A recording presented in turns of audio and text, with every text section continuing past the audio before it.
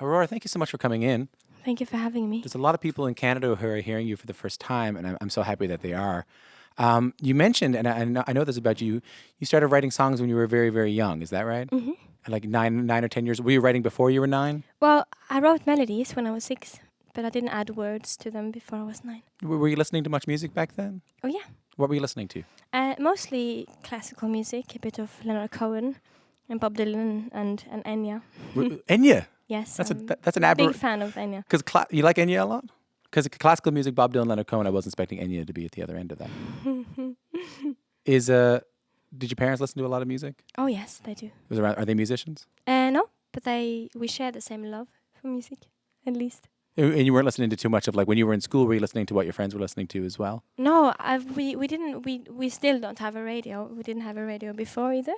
So I'm very bad at knowing what's new. Did you feel like you missed out? Because everything you're playing, maybe the first question, did you feel like you were missing out when you were going to school? Did you feel like, oh, these kids are talking about the Spice Girls, or these kids are No. talking about, I know you're younger than I am, Spice Girls would be it for me, but Oh like, no, I don't feel like I was missing out, because if it's I don't know, I feel like I managed. I can manage without. did you feel different? Did you feel, Well, I was a bit different, and I think like for many reasons I didn't have much to discuss with my classmates at that time. I find that so interesting. Tell me more about your life in Norway. Tell me more about, you mentioned you have some apples and you didn't have a radio. What else can you tell me? People listening in Canada right now, tell me about your life growing up. Well, we didn't have a radio. Yeah, and then apples were there. Norway is not as cold as you might expect, or it's like Canada is like here. It's a I grew up in the forest, in a house, of course, with electricity. It's important to say that you had a house. But it was, you didn't just grow up it in the was forest. It's in the forest. Sure. We have there are no like big roads and cars, and it's very quiet. It's by the ocean as well, and sometimes we have the animals with the pigs, guinea pig, no, Like what? Like a reindeer or the cute one with the guinea pointy- pigs, hamsters, No, they're not pets. They're wild. With spikes on their backs. porcupines. Porcupines. You had No, porcupines, no, that sounds weird. squirrels. No, and they're so cute. Oh, armadillos. No, I think porcupines is what we're looking for. Maybe it's porcupine. Porcupines. Hedgehogs. Hedgehog. That's what I'm talking about. What you just heard, by the way, was the crack QTV camera team answering a question that I had no idea what they were talking about. The hedgehogs. Hedgehogs. Oh, We have them in our garden, a few of them. Wild hedgehogs. It's very common in Norway, I think. And I began writing music when I was 6. Because it And made me happy. yeah, because you had no dreams of being wanting to be a professional musician necessarily. Well, it's kind of like from thinking about where I came from, it would seem a very small possibility for me to become an artist like I am today, like being so far away from everything, and I didn't have the need to be on the stage. I didn't have the need to be heard. I just needed to write. And how do you feel about being on stage now? Well, it doesn't bother me now. Because I mean, you're not a performer. The way you saying that makes me think that you'd be standing still when you perform, kind of eyes closed, sheepish. You're not. You move, you dance, you put on a bit of a show. Well, I feel alive when I sing now, and it's not. It made me feel a bit afraid before, but it's kind of. I was very afraid of the water as well before I learned how to swim, and it's kind of like that how it feels. Now I know that I won't die if I go on stage tonight either, so it will be fine. Do you remember? Now I like it. Do you remember your first show? Yes, I do. I think I peed myself a bit. It was horrible. It was really scary. Where was it? It was in. Oh, do you mean my first show or my first real show? Well, either one. On a Like, festival. what do you consider to be your first show? The first Well, time you played? I consider it in 2014. Oh, just in a couple of years February. ago. Because then I had a band. It was my first show in front of like more than 5, in front of people, real people that Yeah. came to see me, and to listen to music. It was on a Norwegian festival, And I think that was the performance that got me signed by a few of my record companies, because no one really knew who I was before that day. And were you expecting that? Were you just kind of, were you expecting to have that kind of attention on your music as soon as you played it? No. No. No, it was a very strange day. I say strange a lot, so just brace yourself. That's fine. I say hedgehog a lot. Yeah. Yeah.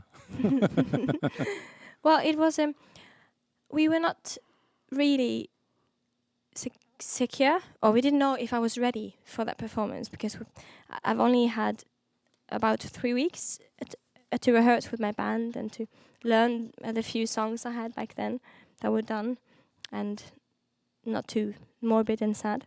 We didn't really know what to expect, but lots of people came to see us, and we got good reviews in the papers. But how about before that? Like, I guess I want to know, like, you listen to classical music, you listen to Bob Dylan and Leonard Cohen, and I want to talk about Leonard Cohen a little bit later, if that's okay. But in those early days, like, tell me about the first performance, like the first gig as you. That must have been. I didn't like performing in front of anyone, as I guess it's not really a special thing. No one really likes to perform in front of anyone in the beginning, I think. But then, after a few years, my parents discovered that I could write music. And then they kept asking me if I could sing for them, and I didn't really want to. So I decided in 2012 to give them a gift of me, of a song, so they could hear me without me having to be in the room. And then that song was put online. And many people in my city heard it. And that's how my management found me. And a week after that song was released on the internet, I had my first performance at school. It was the last day of school. The last day of school. Goodbye, in 10th grade. And that was not fun. No? I didn't like it. No? Tell me about it. It was me and the guitar. I didn't know why I was playing guitar, because I can't really play guitar. But as you know, my heroes, I guess I wanted to play guitar like them. And it was a song called I Had a Dream, which is about me dreaming about horrible things that we realize is actually happening, because it's not really a dream. How did it go over? How did the kids like it? Well, it was really long, 9 minutes long, without the chorus. The song was 9 minutes long? So I don't think the kids liked it that much. It must have been quite boring. Yeah, but I think the teachers liked it. Oh, that's good. Yeah. But Bob Dylan and Leonard Cohen, these are, well, especially in the early. Is it early Bob Dylan you're into, or is it all forms of Bob Dylan? Quite early. Yeah. But also a few of the latest stuff, because I do have his Christmas CD as well. It's wild, hey? Yeah. His new one is all like Frank Sinatra songs too. It's very strange. You ever met him?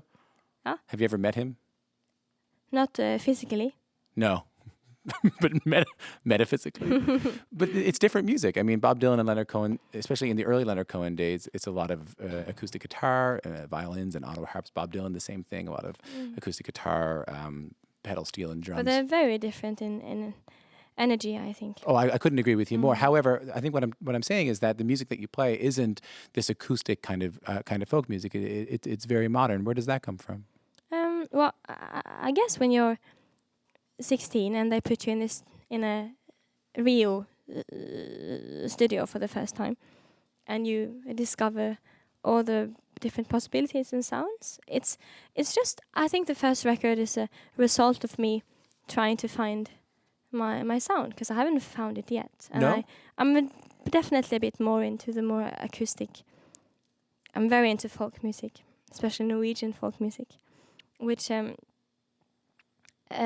but it's just a result of me being very overwhelmed, I think, by all the different sounds you can find when you're in a studio.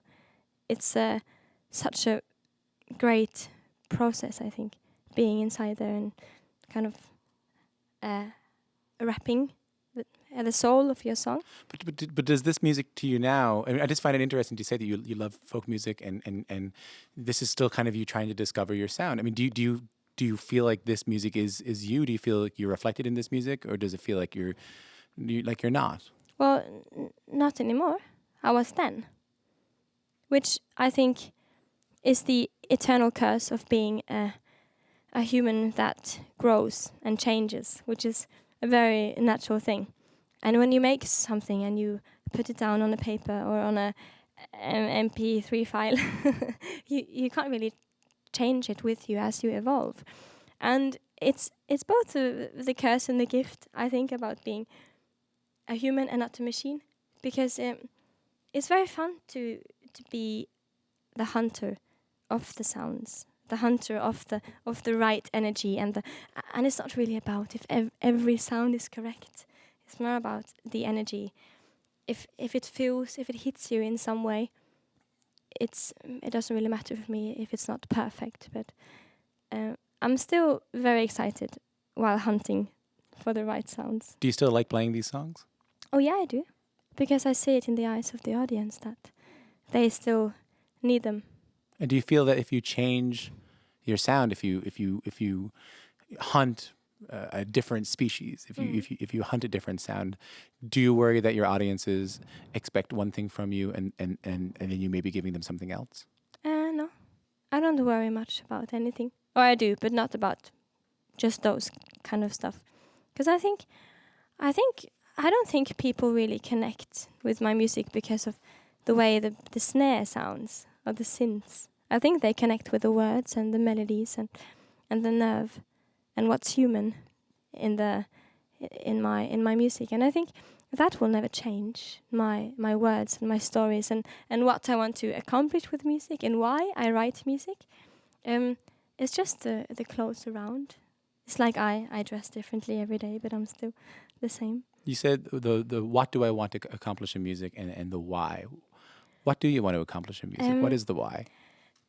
Well, it's very nice because being a musician puts me in a place where I suddenly become important for many people. Or at least it feels like it. But the great thing about being able to make music is that you realize more and more that I'm not really important. It's more about music is a thing we've always had in us for so many years, and we sing songs to celebrate and when we're in grief and it brings us together, and it's so nice to be a part of, to be able to feel so big and important, but also so small, because I'm just a part of something that's way more important than me. And I know that my songs have had more meaning to people than they originally had when I wrote them, which I think is amazing to see how people find treasures that I didn't even see myself. But I write music to make myself feel better sometimes, and sometimes to make other people feel better, because I think it's hard for us to speak about our emotions, and sometimes we need a song. Do you feel that sometimes we don't have the language to talk about how we want to feel? Oh yes, and I think sometimes we don't understand how we feel or why we feel sad. Why are we heavy in our chests, and how do we explain it, and how do I answer my friend who's feeling sad? How do I make him feel better? You know, it's hard for us, I think, sometimes to communicate with these things, because it goes so deep within us, and we're so afraid to bother people with our darkness. And I think a song can be such a good friend.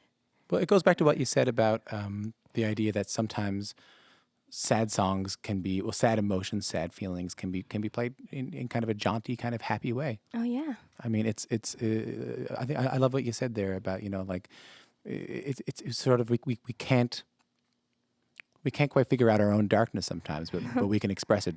Yeah. But it doesn't have to be sad to express it. Is that what you're saying? No. The music doesn't have to be sad to express it. No, it doesn't, because I think laughter and tears are very close to each other, and sometimes we can be really sad and just laugh, because it's just emotions. And I think the most beautiful thing is, especially on I Went Too Far, I see people cry in the beginning of the song because they've been bullied to or treated wrong by people that they gave all their love to, because we see these things happen all around us every day, like these kind souls not knowing that they can get much better. And it's so nice to see my fans or these people cry, and then in the end of the song they're dancing and smiling, because I don't want to make people depressed.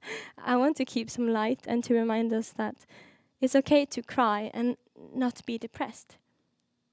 Crying is not an unhealthy thing. It's a very beautiful thing. I love to cry. I cry all the time. Aurora, thank you so much for talking to us today. Well, thank you.